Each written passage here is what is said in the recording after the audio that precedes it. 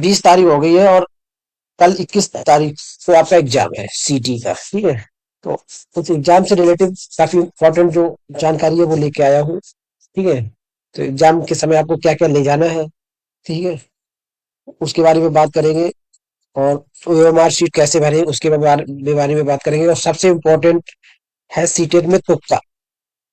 तो सीटेट में तुक्का लगाएं या ना लगाएं। तो दोस्तों, सीटेट में तुक्का आप बिल्कुल लगाएं, ठीक है। और तुक्का कैसे लगाएं वो भी एक ट्रिक है दोस्तों। अगर हम उस ट्रिक से आप तुक्का लगाएंगे तो आपके 25 से 30 नंबर बढ़ेंगे। अगर आपको 60 नंबर का भी आ रहा है तब भी आप 90 प्लस करके आएंगे। अगर आपको 80 नंबर के क्वेश्चन आ रहे हैं तो आप 110 120 नंबर के आपके होंगे, ठीक है। तो किस तरह होंगे वो देखते हैं पहले। दोस्तों, अगर बात करेंगे सीटीटी की तो इसमें आपके टोटल 150 क्वेश्चन होंगे और 150 मार्क्स के होंगे, ठीक है। अगर यहीं पर अगर हम बात करें दोस्तों, अगर 150 में आपको 80 से 90 आप बिल्कुल सही करते हैं तो आपको करना क्या है दोस्तों। सबसे पहले क्या करना है, आपको आपको जो सब्जेक्ट इजी लगे सबसे पहले उसको सॉल्व करना है। क्वेश्चन पढ़ना है, सॉल्व करना है और सॉल्व करके अपने ओएमआर शीट पे भरते जाना है, ठीक है। 150 में जितने भी आते हैं, जैसे आपको 80 या 90 क्वेश्चन आते हैं, उनको आप सॉल्व करके अपने ओएमआर शीट में भर लें। उसके बाद उन क्वेश्चनों पर ध्यान रखें जो आपको नहीं आते हैं, ठीक है। नहीं आते हैं तो वो कितने क्वेश्चन होंगे। अगर आपको 80 से 90 कर रहे हो तो आपके 70 से 60 क्वेश्चन आपके बचेंगे, जिन पे आपको क्या करना है, तुक्का लगाना है। क्या लगाना है दोस्तों, तुक्का लगाना है। वो कैसे लगाना है, ठीक है, उस पर आज डिस्कस करेंगे।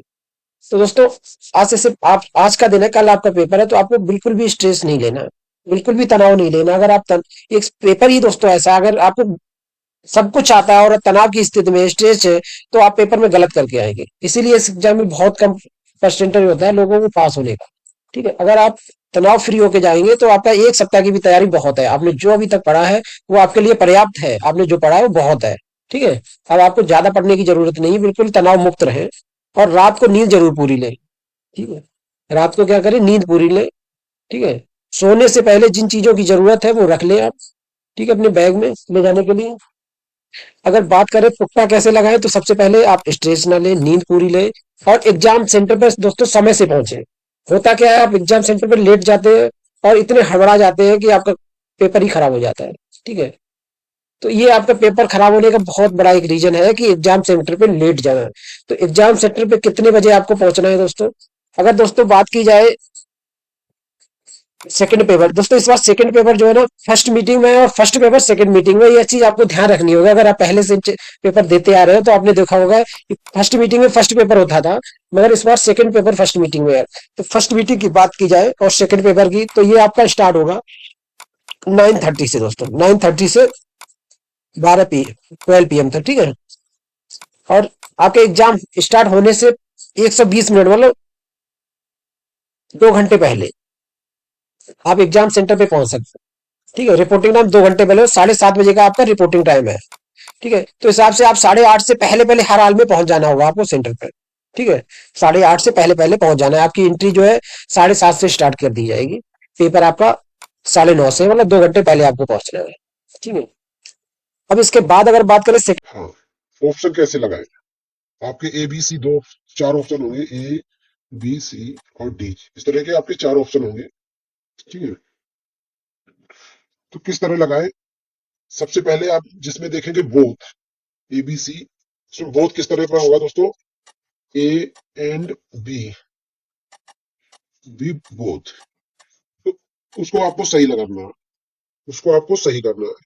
अगर आपके ऑप्शन में है all of these, all of these या ऑल ऑफ द अबव, इस तरह का ऑप्शन मिलता है तो आपको उसको सही करना है, टिक करना है। अगर किसी भी क्वेश्चन के ऑप्शन में अगर केवल क्या आता है, केवल आता है, ऑप्शन में अगर केवल आता है तो वो ऑप्शन नहीं होगा, वो हमेशा गलत होगा, ठीक है। तो केवल वाले को नहीं करना है।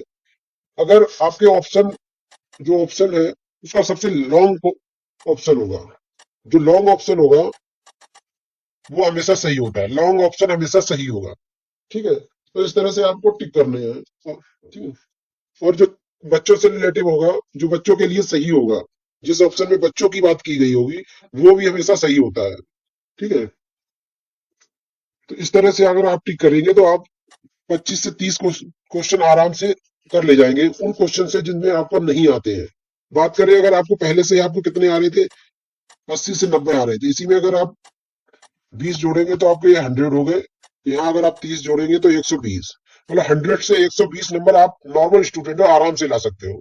ठीक है, इस ट्रिक से। अगर यहीं पे अगर दोस्तों बात की जाए ओएमआर शीट की, इसमें बहुत से बच्चे गलतियां करते हैं। और क्या गलती करते हैं जो कि बहुत इंपॉर्टेंट है, वो गलती होती है आपकी लॉन्गेज से। क्या गलती होती है? लॉन्गेज से गलती होती है, भाषा सिलेक्ट करने में आप गलती कर जाते हो। ठीक है, तो भाषा कैसे सिलेक्ट करनी है वो आपको बताता हूँ। आपकी जो बुकलेट होगी, बुकलेट फर्स्ट, बुकलेट सेकंड, ठीक है। आप अगर बात करें भाषा फर्स्ट क्या होगी, आप अपनी एडमिट कार्ड में देखेंगे आपने भाषा फर्स्ट क्या भर रखा है, एडमिट कार्ड में क्या है, उसी हिसाब से आप भाषा फर्स्ट चूज करेंगे। भाषा फर्स्ट आपकी बुकलेट फर्स्ट जो बुकलेट होगी उसमें से होगा भाषा फर्स्ट। और भाषा सेकंड हमेशा आपकी सप्लीमेंट्री बुक दी जाएगी, आपकी सेकंड बुक होगी, बुकलेट होगी, उसमें से भाषा सेकंड होगी। ठीक है, ये हमेशा ध्यान रखें। कई बार बच्चे गलती कर देते हैं कि सेकंड बुकलेट से भाषा फर्स्ट कर देते हैं और फर्स्ट बुकलेट से भाषा सेकंड करते हैं, और आपकी जो ओएमआर शीट चेक होती है तो आपके नंबर आपको नहीं मिलते हैं। ठीक है, क्योंकि ओएमआर शीट जो कंप्यूटर से चेक होती है, ठीक है, उसमें जिस तरह आप ऑप्शन देंगे उसी तरह आपकी कॉपी चेक होगी। ठीक है, तो ये आप अगर यहाँ पे देखें, ये हमने इसीलिए ओएमआर शीट ले रखी है। ठीक इसी तरह आपकी सीटी की ओएमआर शीट होगी। यहाँ पे आपका सबसे पहले अनुक्रमांक होगा। ठीक है, अनुक्रमांक होगा सबसे पहले।